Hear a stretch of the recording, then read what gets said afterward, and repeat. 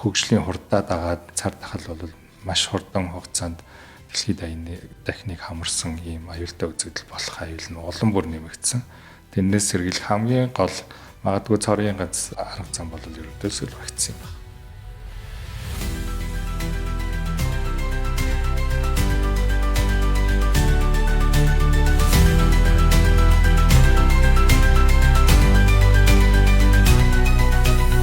Цаана үзэгчтэй Нэгдсэн үндэсний байгууллагын хүүхдийн сангаас та бүхэнд хүргэдэг подкастын ээлж дугаар эхэлж байна. Энэ удаад Нэгдсэн үндэсний байгууллагын хүүхдийн сангийн эрүүл мэндийн ахлах мэргэжилтэн Бата оролцож байна.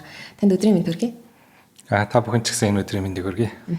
За подкастын эхэнд бид уламжлалсаар тухайн подкастт оролцож байгаа оролцогчийнхаа дэлгэрэнгүй одоо танилцуулгыг олон нийтэд хүргэдэг. Тийм учраас та өөрийгөө танилцуулаач. Та ямар мэргэжилттэй хүн бэ? Өмнө ямар ажил хийж исэн туршлагатай? Намайг Бата гэдэг. Би хүний энч мэргэжилттэй. За өмнө би хүүхдийн сан гэдэг байгууллагад орохынхаа өмнө анагаахын шинжилгээ ухааны их сургууль ажиллаж байлаа. Эрүүл мэндийн яамд ажиллаж байлаа. Засгийн газрын хэрэглэх үндэсний аюулгүй байдлын зөвлөлийн ажлын алба гэсэн ийм төрлийн байгууллагуудад ажиллаж байсан. За мөн түнчлэн нүүбийн хүн амын сан, за нүүбийн хөгжлийн хөтөлбөр гэсэн ийм байгууллагуудад бас өмнө ажиллаж байсан. Тэгээ энэ бол миний одоо нүүбийн 3 дахь төрөлцсөн байгууллага юм ба.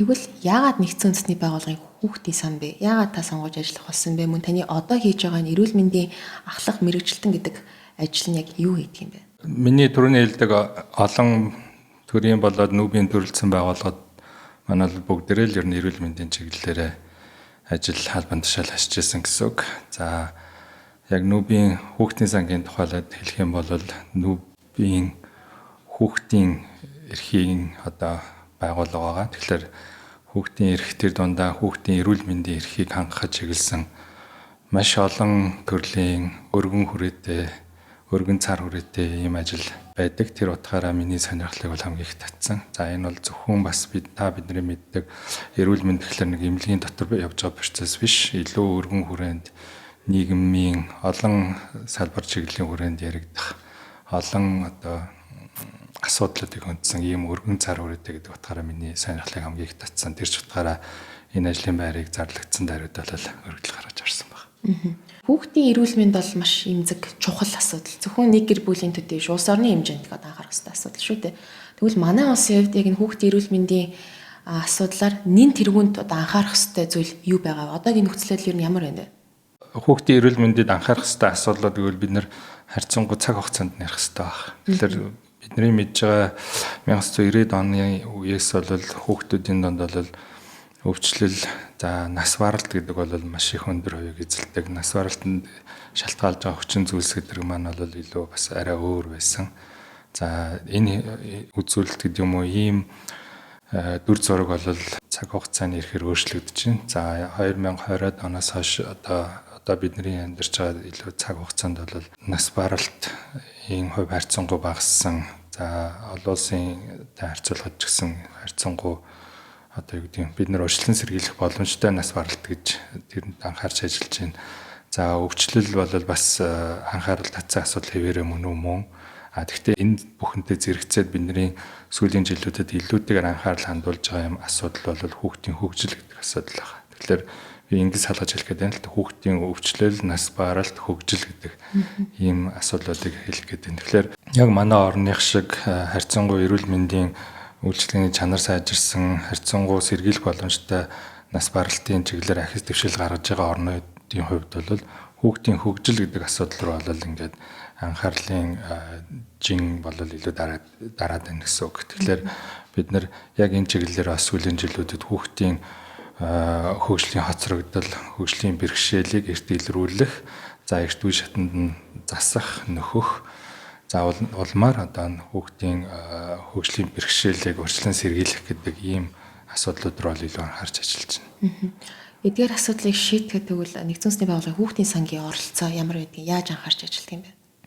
Тэгэхээр яг түрүүний хэлдгээр нөгөө хүүхдийг хөгжлийн хоцрогдол бэрхшээлээс эрт үе шатанд нь урьдчилан сэргийлэх, эрт илрүүлэх, засах гэдэг зорилгоороо бид нар хүүхдийг бүр эхийн хөвлөд бүрэлдэх тэр цаг үеэс нь ямар нэгэн ургийн болоод төрөлхийн шалтгаантай хөгжлийн хоцрогдол бэрхшээл байна уу гэдгийг урьдчилан эрт илрүүлэх ийм зорилгоор нэг бүлэг ажил хийж байна. За төрсний дараагаар 9 сартад нь 18 сартад нь 36 сартад нь бас тодорхой хөгжлийн үе шатуудад нь бас энэ хүүхэд маань хөгжлийн үе шатанда хөгжлийнхаа зөх үе шатанд нэг явж гин үү хөгжиж гин үү гэдгийг нь бас хянаж гин. За энэ дээр бол бүр анхан шатан дээр өрхийн эмчнэрийг энэ асуудал дээр сургах, бэлтгэх, за шаардлагатай тоног төхөөрөмжөөр хангах гэсэн ийм ажлуудыг хийж байна. За энэ маань бол тэгээд ерөөсө 36 сартанд дуусчдаг асуудал биш. Цааш нь ерөөсө сургуулийн насандаа мөн түншлээд нөгөө хүний хөгжлийн хоёр дахь цонх үе гэж хэлээд байдаг, боломж гэж хэлээд байдаг. Өсвөр насныханд ч гэсэн энэ асуудлуудыг бас бид нэр бүхэл одоо хүүхдийн бага насны хүүхдийн болоод өсвөр насны хүүхдүүдийн хөгжлийн асуудлуудыг тухайн наснд нь үзээд альва нэгэн хоцрогдлын шинж тэмдэг байх юм бол тэрийг нөхөх ийм ажлуудыг цогцоор нь хийж гэсэн үг. Одоо би танаас яг олон нийтийн дунд нэлээ санал зөрөлдөөнтэй байдаг бас нэг зүйлийг асуух гэж байна. Тэгэхээр хүүхдийн сан 1963 оноос хойш Монгол улсад дархлаажуулалт дээр вакцинжуулалт дээр анхаарч ажиллаж байгаа. За мөн одоо ч гэсэн бүх товлын вакцинууд энэ байгууллагаар дамжиж орж ирж байгаа. Гэвч нэг ялангуяа сүүлийн жилүүдэд энэ вакцин тэтгэх олон нийтийн итгэл буурч за магадгүй улмаар одоо Улаанбархан зэрэг олон халдвар төвчний дэгдэлт бас ихсэж байна гэж харагдаж байгаа л та. Тэгэхээр Монголд зөвхөн ийм байгаад байдаг юм уу эсвэл олон улсад ер нь нөхцөл ямар байдгийг? Манай улс маань дэлхийн одоо олон улс орны нэг л хэвлэл мэдээлэл радио, нэг л одоо дэлхийн хэмжээний мэдээллийн сувагт нэг л адилхан хүртээмжтэйгээр үрж байгаа учраас ерөнхийдөө бас ерөнхийн нэг нийтлэг дүр зураг харагдаад байна. За энэ маань бол магадгүй нөгөө ковидын вакцинжуулалтаас хойш хугацаанд энэ үзэгдэл улам их газар авч байна. Гэхдээ энэ бол ердөө шин сэтэв биш. Ерөөсөө вакцин анх үүссэн цаг үеэс л вакцины эсрэг үзэл санаа яриа бол үүсэж ирсэн. За тэгээд нөгөө хуучны хэвлэл эрдэмтэн судлаачдын хэвлүүлжсэн бүтээлээс энэ төр харахаар ерөөсөө л вакцин хийх юм бол вакцин гэдэг маань өөрөө бас анхны өсгөр энэ төр бол үхэр дээр гаргаж ирсэн учраас вакцин тариулбал одоо хүн ертэй олон шүү, туурайтай олон шүү, сүлтэй олон шүү гэж тэр үед л одоо дундад зууны хажуу үеэс хойш тийм яриануд байсан. Тэгэхээр энэ бол ердөө жишийн яриа биш. Тэгэхээр тэр утгаараа энэ бол яг одоо үеийн үед бас л ийм бэрхшээл байсан. Ковидоос хойш бол энэ яриа арай нэг одоо юу гэдэг юм илүү цар хүрээ явж байгаа ийм асуудал байгаа. Вакцинтай холбоотой дараагийн асуултыг асуухад нүүбийн хүүхдийн сан эрүүл мэндийн яамтай хамтарч умаа үзэн ор дотрын эсрэг вакцинжуулалтыг нэвтрүүлж гисэн шүү дээ. Тэгэхээр энэ хамтрал ер нь ямар үе шатанда явж гин үйл явц хэрэг байгаа вэ? За энэ маань яг л хэрэгжилтийн үе шатанда явж байна. Тийм учраас нөгөө үр дүнг нь бас урьдаас хэлэх жоохон хэцүү төвхтэй. Энэ маань бол яг л түрүүний хэлдгээр нөгөө хүнд бэрхшээл цаг үеэж тоолж байна. Амжилттай цаг үеэж бас гаргаж ажиллаж байна. Тэгэхээр энэ маань бол улс үндэсний хэмжээнд, аймаг орнотгийн хэмжээнд хэрэгжилт бол бас харьцан адилгүй байгаа. Гэхдээ ер нь бол бид нар туйлын ихтгэлтэй байгаа нэг зүйл бол тодорхой цаг хугацааны хувьд бол дараа бол энэ бидний хүссэн үр дүнд хүрнэ. Яг тэгэхээр бид нэг товлын дархлаажуулалтын хамралтаа харах юм бол яг өөр вакцин өөр насанд хийгддэг бас л өөр ингэсэн өвөрмөц хүндрэл бэрхшээлтэй. За ер нь бол нийт дүнгээр харахад бол нэг 70-аас 90% хамралттай юм байдаг. Тэгэхээр энэ вакцин маань бол яг л тэр хувьдаа хүрнэ. 70-аас дээш хувьд бол хүрнэ гэдэгт бол бид нар бүр итгэж байгаа. Таныг яг эрүүл мэндийн салбарын мэрэгжлийн хүн эмч хүн болохоор энэ асуултыг асуумаар байна л та. Вакцинжуулалт ер нь яагаад чухал юм бэ? Вакцинжуулалт маань ер нь бол бид бүгдээрээ л мэдэн штэ. Ер нь хүн төрөлхтний олж нээсэн том ололтуудын нэг. Хүнийг өвчлөлөөс урьдчилан сэргийлэх, нас баралтаас сэргийлэх гэдэг бол одоо хүний хүсэж мөрөөддөг хүний амьдралд одоо байгуулж болох цөөхөн гавьяануудын нэг штэ. Хүнийг гал уснаас аврах гэдэгтэй адилхан хүнийг болцсошгүй өвчин юмыг нас баралтаас сэргийлнэ гэдэг бол маш том гавьяа буян гэж ойлгодог. Тэгэхээр энд бол хамгийн том хувь нэмэртэй маш олон хүний амь насыг аварсан түүхэнд нэгэнтээ одоо түүх болж үлдсэн ийм зүйл бол вакцин байдаг. Түүхэндээ бол маш олон сая хүнийг энэ нас баралтаас сэргийлсэн гэж үздэг. Тэгэхээр энэ вакцин маань бол өнөө цаг үед ч гэсэн ач холбогдлоо алдаагүй байна. Одоо ирээдүйд ч гэсэн энэ цар тахлын аюул гэдэг бол хөгжлийн хурдаа дагаад цар тахал бол маш хурдан хугацаанд дэлхийд дахныг хамарсан ийм аюултай үзэгдэл болох аюул нь улам бүр нэмэгдсэн. Тэрнээс сэргийлэх хамгийн гол магадгүй цорын ганц арга зам бол ердөөсөө вакцин баг. Өмнө хэлсэнчлэг олон нийтийн дунд маргаан ихтэй очиж энэ асуултыг бас танаас албаар асуулаа л та. За тэгвэл нэгдсэн улсны байгууллагын хүүхдийн сан ер нь улс орны хэмжээнд ямар том эрүүл мэндийн хөтөлбөрүүдийг одоо хэрэгжүүлж байгаа вэ? Тэгэхээр би ярилцлагынхаа эхэнд хэлсэн нүүбийн хүүхдийн сан бол хүүхдийн эрхийн байгууллага. Тэгэхээр хүүхдийн эрүүл мэндийн эрхэд нөлөөлж болох тэр бүхэл асуудлууд ер нь бол манай байгууллагын үйл ажиллагаанд хамааралтай асуудал гэсэн. Тэгэхээр нэг талаас харах юм бол хүүхдэд шууд тулгамдж байгаа эрүүл мэндийн гэдэг юм уу өвчлөлийн аюул эрсдэл чамаатай энэ эрсдэл өвчин зүйлээс урьдчилан сэргийлэх хариу арга хэмжээ авахын тогтолцоог бэхжүүлэх асуудал чи манай байгууллагын мандат хамааралтай асуудал гэсэн. За тэр утгаараа бол бид нөгөө тогтолцоо бэхжүүлэх гэдэг юм уу илүү урт хугацааны хөрөнгө оруулалтын чанартай ажлуудыг чи хийж гин. За яг өнөөдрийн улаан бурхан гэдэг юм уу хүний папиллома вирусээс сэргийлэх гэдэг юм уу ийм нөгөө шууд хариу арга хэмжээ өнөөдөр хийгдэж байгаа үйлдэлүүдийг ч гэсэн бид нэ дэмжиж явж байна л гэсэн.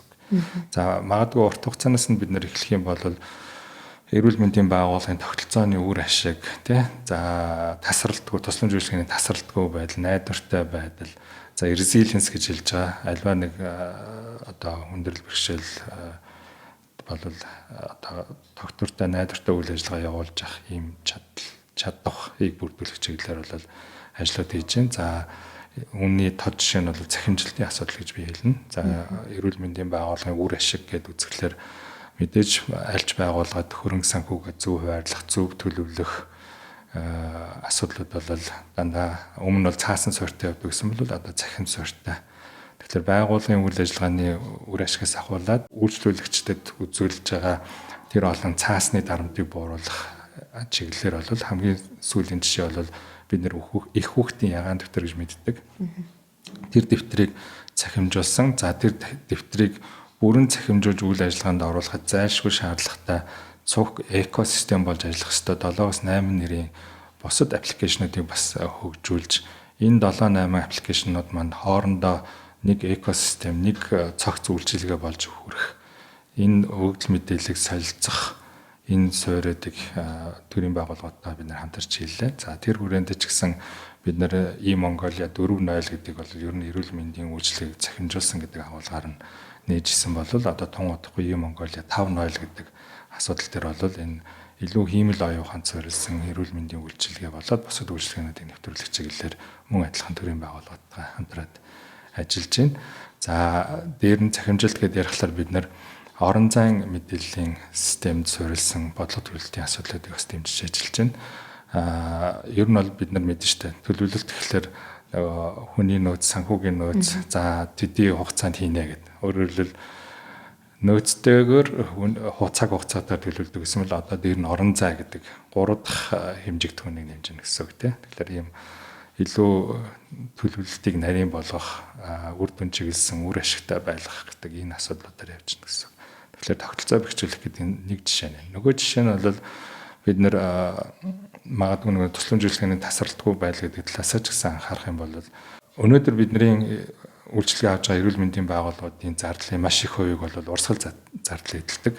Тэр маань бол ерөөсөө тог цахилгаан, халаалт, за хүний цалингийн зардал эзэлдэг. За тэгээд энэ тог цахилгаан, халаалтын зардлыг бид нар бол сэргээгдэх их усруудаас хангах чиглэлээр ажиллаж байна. За тэр маань бол эрчим хүчний хамаарлыг бууруулах, урсгал зардлаа бууруулах хамгийн гол нь бол түрүүний хэлдгээр альва нэгэн эрсдлийн үед одоо юу гэдэг нь төвийн цахилгаан юм уу төвийн дулаан хангамж тасалтлаа гэхэд тухайн нэгж бол үйл ажиллагаа тасралтгүй явуулж явах ийм чадвартай байх.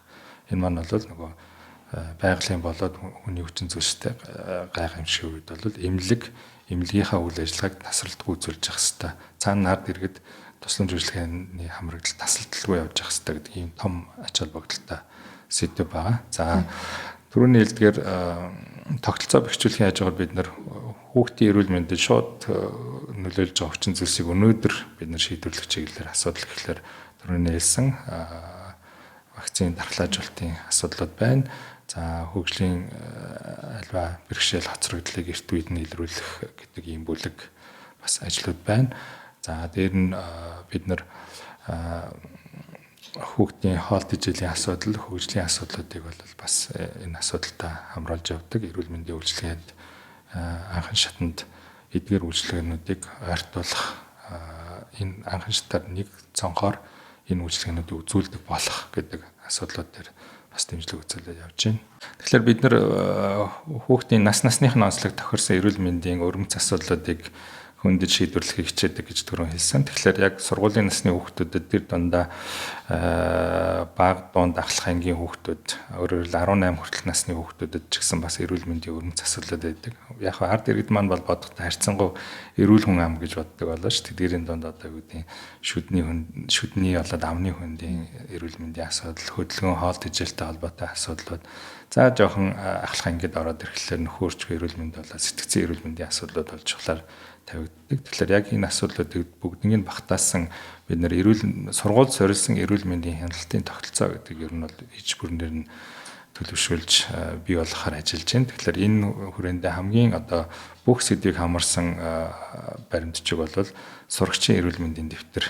За бидний томьёолж хэлж байгаагаар бол цэнхэр дэвтэр гэдэг зүйлийг бид нэр анх удаа боловсруулад тэгээд боловсруулахын хажуугаар шууд цахимжилтыг нь хийгээ явчихж байгаа. Тэгэхээр 0-5 наснда бол ягаан дэвтэр, 6-аас 18 нас гэхлээр цэнхэр дэвтрээр гэхлээр ерөөсөө хүүхдийг төрсэн цаг үеэс нь эхийн эвлээд бүрэлдэн бий болсон цаг үеэс нь хойш ингээд жирэмсний хяналтын карт, ягаан дэвтэр, цэнхэр дэвтэр гээд 18 нас хүртэл нь бол хүүхдийг эрүүл мэндийг бүрэн хянана. За шаардлагатай болвол тэр хоцрогдлыг, тэр бэрхшээлийг арилгахад нь чиглэсэн эрүүл мэндийн болоод нийгмийн цогц үйлчлэгийг үзүүлж байна гэдэг ийм агуулгаар бүтэн тогтолцоонуудыг бий болгоод явж байгаа. Ийм асуудал байгаа. Тэгэхээр тэр нөгөө сургуулийн насны хүүхдүүдэд хийгдэх сахуу татрангийн вакцин байдаг. За энэ сая ярьсан хүний папиллома вирусын эсрэг вакцин ч гэсэн байдаг. Тэгэхээр энэ вакцинууд маань ч гэсэн тэр цэнхэр дэвтэр болоод сургууль суурилсан эрүүл мэндийн хяналтын тогтолцоо гэдэг юмдаа суугаад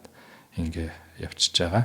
За үүний хажуугаар бид нар бас нэг улаан дэвтэр гэдэг нэг юм ярьж байгаа. За тэр маань бол ягаан дэвтэр бол түрүүн хэлсэн 0-5 нас, цэнхэр дэвтэр бол 6-18. Улаан дэвтэр гэдэг маань бол анхан шатн дээр саяны хэлдэг насны бүлгийн хүүхдэд буюу 0-18 насны хүүхдүүдэд хүүхэд өсвөр насныханд анхан шатны эмнэлгийн зүгээс анхан шатны үйлчлэгээ үзүүлж байгаа эмч эмнэлгийн ажилтан ямар удирдсан зааврын хүрээнд ажиллах хэвээр, ямар зөвлөгөө дэмжлэг үзүүлж явах хэвээр гэдэг бүгдийг наавалсан ийм гарын авлагыг бол улаан дэвтэр гэж хэлж байгаа. Тэгэхээр бид нар өнгөөр ялгаад хэлсэн үйлчлэгээ авж байгаа өгж байгаа бүх хүмүүстд нь хэрэглэгдэх энэ гарын авлага, хяналтын картуудыг бол бий болгожээ гэж үзэж болно.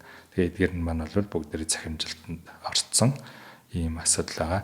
За эдгээр дундаас бас нөгөө дэлгэрүүлээд ярих хэвээр, онцлох хэвээр сэдв маань бол түрүүн хэлсэн хүүхэд төрөлхийн шалтгаантайгаар ямар нэгэн хөгжлийн бэрхшээл хоцрогдол байхгүй гэдэг юмыг эрт үздэг арга маань бол тандем масс спектрометри гэдэг ийм шинжилгээний арга байдаг. За энэ бол өндөр хөгжилтэй орнуудад бол маш эрт үед бий болоод бүрэн нэвтрээд үр дүнгээ гаргаад түрүүн хэлдэг сэргийлэх боломжтой нас баралтыг үлэмж хэмжээнд хүргээд буудлахчихсан ийм үр дүнтэйг нотолсон шинжилгээний арга байдаг. За тэдгээр өндөр хөгжилтэй гэж хэлэгдэж байгаа орнууд маань бол 1960-аад оноос хойш энэ тоног төхөөрөмжийг нэвтрүүлсэн эмчилгээ үйлчилгээнд ашиглаад явж байгаа. Зүйрлээд хэлэх юм бол бид нэр одоо нас баралтыг нэг 9-10 одоо манай байгаа төвшин бол байна. Тэдгээр өндөр хөгжилтэй орнууд маань бол бүр 60-аад онд манай орны өнөөдрийн байгаа төвшөнд байсан гэсэн үг. Нас баралт маань бол 9-10-ын хооронд байсан бол тэр тухайн шинжилгээний аргачлалыг нэвтрүүлснээс хойш 5-6 3-4 рүү буулгаад ирчихсэн орнууд байгаа гэсэн үг.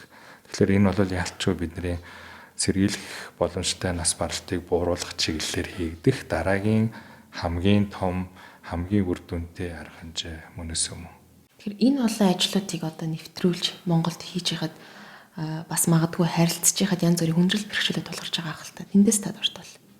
Яг хүндрэл бэрхшээл гэвэл альва нөгөө шинэ юмыг нэвтрүүлэхэд ер нь бол хүмүүсийн ойлголтоос эхэлдэг л дээ. Ойлгох, дэмжих энэ хандлагыг бий болгоно гэдэг маань бол тэгэл бас нөгөө биднээс тодорхой хэмжээний одоо хүчин чармаалт шаардна. За тэр бол бас л яг хөгжлийн албан ёсны тусалцааны гэдэг юм уу хамтын ажиллагааны нэг л хэлбэр мөн. Тэгэхээр энэ маань бол яг хүндрэл бэрхшээл гэхээс илүү тэгэхээр бид нар бол заавал одоо ажлын нэг хэсэг юм аа л гэж хардаг. Тэгэхээр энэ байгууллагад хувь хүмүүсүүд тэр очиад ийм арга аргачлал байдаг, ийм дэвшилтэд технологи байдаг, цахимжилт ийм байдаг, орон зайд ажлыг төлөвлөх ийм ач холбогдолтой байдаг гэл бүх сайн давуу талуудыг тайлбарлана. За мөн адилхан болзошгүй хүндрэл бэрхшээлийн ч гэсэн илэн далангүй анханаас нь ярьж ойлголцдог. Тийм учраас хэрэгжилтийн явцдаа ч гэсэн ижил ойлголттойгоор үргэлжлээ явцдаг тийм юм байна. Тэгэхээр тэр утгаараа ч гэсэн энэ ажлын магадгүй хамгийн сонирхолтой хэсэг шүү дээ.